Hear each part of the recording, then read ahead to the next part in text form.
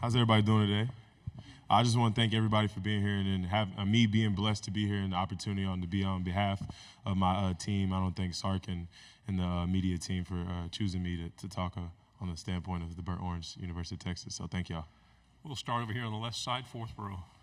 Yeah, Joseph Duffy, TSTV Sports in Austin. Jahdae, for your defensive coordinator, Pete Kwiatkowski, what is something that you think is underappreciated for him that a lot of people in media may not know or even be aware of?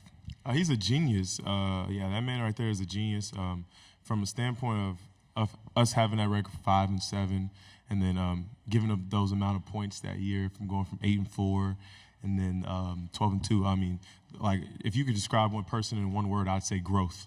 And that's somebody I can trust to make me a better person on and off the field as a man. So I appreciate him. On the aisle, fourth row. Hey, Jahdae, Travis Raycheck, Spectrum News. Remember watching you walk off the field in New Orleans, and you kind of did like a turnaround and looked, maybe this is my last time on a college football field. What do you remember about that moment, and then what has that moment done for you as far as motivation this offseason? Yeah, that moment right there was a little bit weird for me. I was quite kind of confused on, what was next for me in the journey. But me being right now and being here today and blessed, I'm being where my feet is at. That loss and that feeling right there, people don't like feeling that.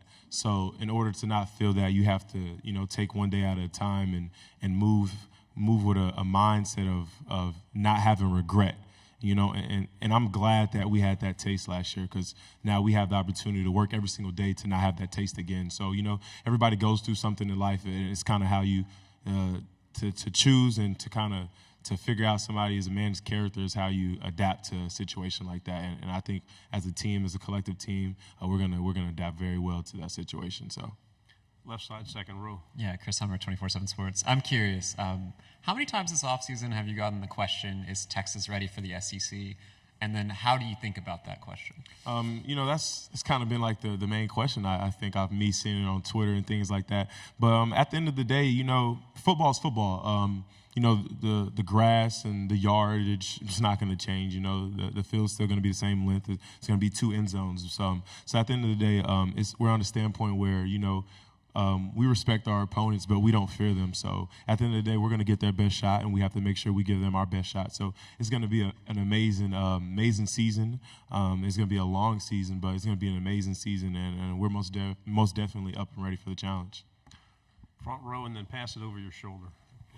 Eric Bailey with Tulsa World, bringing up another tough game from last year. That final drive against Oklahoma in the Cotton Bowl, how tough was it just trying to get that one stop you guys needed, that one play you guys needed, and how much did that drive really propel you for the second half of the season, what you guys were able to do? I mean, that drive right there, let alone, it taught us to – like something so small, it could change the trajectory of the game. So, and it was communication. Not having a communication, it was kind of what led up to that play and us losing that game. So, with that being said, just knowing on how important communication is in the back end and being well connected and everybody being on the same page with each other, it means a lot. It means everything with the defense. Third row, and then pass it to your right. Derek Peterson, Saturday Down South. Texas has had a pretty good run of running backs, of impressive running backs coming through. And there's some excitement that C.J. Baxter can be another one of those guys, I guess, from your perspective. Mm-hmm. Have you seen him grow this offseason? Before I even, I love that question. Before I even hit on Cedric and those guys, I mean, it all starts with, just the program. Coach Sark, him hiring Coach Choice, and Coach Choice is a person and a wonderful man. He helps everybody be a better man individually, and I know if he's doing that for me, and I'm not even in his room, I know most definitely what he's doing for the running back room. So, but to hit on for your question, Cedric, he's growing. He got to learn under Jonathan Brooks, a great back, and he's still learning from Coach Choice. So the sky's the limits for him and the rest of the guys in that room. Right here on the aisle. Justin Wells, Inside Texas. Good to see you today. How you doing? Hey, there was an expectation and talk that you may leave early last year. Mm-hmm. And, what was that conversation you had with your family about coming back to Texas for your senior year and to do that? And what was your impression of your ranking on that college football 25 game? We'll go from the game, and then we'll go to reality and things like that. But for the game, I haven't even played it yet. I just got I just got the code last night. I'm gonna download it, after this wonderful SEC Media Day with you guys. I'm gonna go home and download it. But rating, it is what it is. This is a game at the end of the day.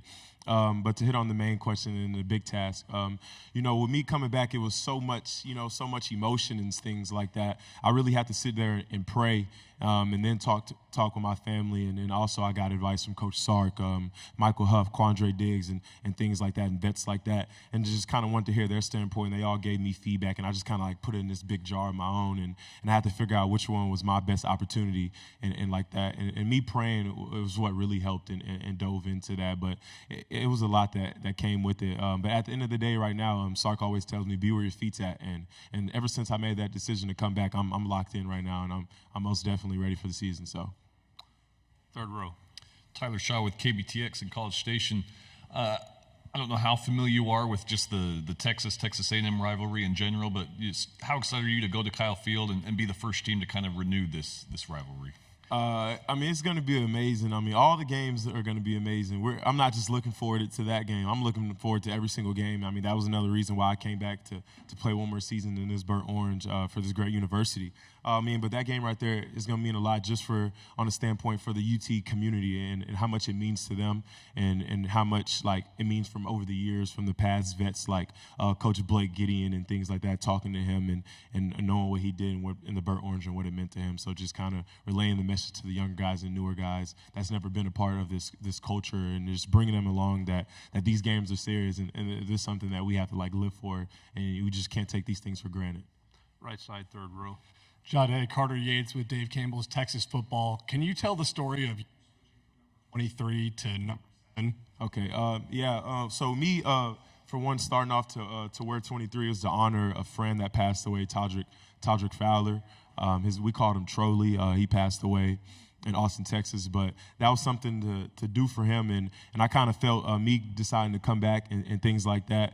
It kind of felt like a point, I think I did a lot and to honor him, to honor 23 and like that for him and stuff like that. And 7 is something I always wanted to do. I had to ask Huff and Coach Sark for their permission, and they granted that permission. And they let me wear 7, but just kind of being able to wear 7, it means a lot to me. Just growing up watching Michael Huff's highlights and stuff like that, I never was able to. I don't remember. I was so young to watch a live game of Michael Huff at UT, but being able to watch the highlights and to look at him and wanting to do better in him in that number. When he gave me the number, I told him I wanted to do better. I'm always striving for greatness, and it's so hard to do better in a number that somebody was so great in. But I'm up for the challenge, and I know it's going to push me to be the best version of myself on and off the field. So, Final 2 questions. We'll go here and then AP. Corey Mose, KB Sports. Nice to see you, Jahdae. How you doing? Love the suit. Love the suit. I messed with your shoes today. Crazy. Marnie's, But anyway, just wanted to ask you about the secondary. You have a fellow Austinite now coming with Andrew Makuba. How's it been like reconnecting with him and getting him all situated in the defense? But then also your role is going to shift a little bit as well. How excited are you to show your versatility, not only in the nickel, but also out wide at corner? Yeah, I'll start off the question with Andrew and things like that, and I'll bring Taff along. Me and Andrew, we go way back with Michael Taff. We've started training with each other 8 years ago and things like that. And over the years, just seeing the growth of those two people on and off the field, they pushed me to be the best who I could be. Taff look ups to me, but I look up to Taff at the end of the day. Taff, he went through so much adversity from being a walk-on to being on scholarship, and that kind of motivates me, just knowing that if he could do it, I can do more. There's more in my book to do. And then Drew, I try to get Drew to come to Texas from day one. I didn't want him to go to Clemson, but it was his decision and stuff like that. But I'm proud that he's here now and he's a family now. But for the defensive group, for me being versatile, that's a plus for the team. But I want to hit on the person Sark is and the coach he is, the way he recruits and stuff like that. You could talk about recruiting, but the way he produces, he obviously produced me to be a better player and a better person, but a better person off the field and a better player on the field. But they just don't produce me. They produce everybody. I'm versatile, but everybody in that staff, I can name 5 safeties that can go play nickel right now, and they actually get reps at nickel at practice. And I can name 4 to 5 corners that get reps at nickel. So they make everybody versatile because they produce talent. And at the University of Texas, they produce talent. I mean, you can see it over the years and stuff like that. So, Final question right here. Jahdae, AP Stidham, AP and Kelly, as we see at syndicated radio, would you mind ranking the nickel, cornerback, and safety position, your preference? And has Coach discussed that when you're playing in the SEC, the defense has to do certain things? I mean, I feel that at those 3 positions, those are all important positions and things like that. You know, at the nickel, it's so much that can go on, but I feel like at the nickel, you're kind of more in the game. You know, at corner, you tend, as a corner, people, they tend to get, they can lull you to sleep, you know? Coach Joseph used to tell me when I used to play like primary corner my sophomore year, he used to tell me, it can only be 5 plays. Like, you can only probably change the game 5 plays out of the game, and you just have to kind of stay awake for those 5 plays. So it's kind of always different, you know, at position. So at nickel, it's like you're in there, like you're in the trenches. I can be in the run game. I could be a perimeter guy. I could be in the slot guarding one of their best receivers. It's all different things. I can be boundary safety coming in for the run gap and things like that. But a boundary safety and star, they kind of play a little bit of similarities and stuff like that for like the curl flats and things like that.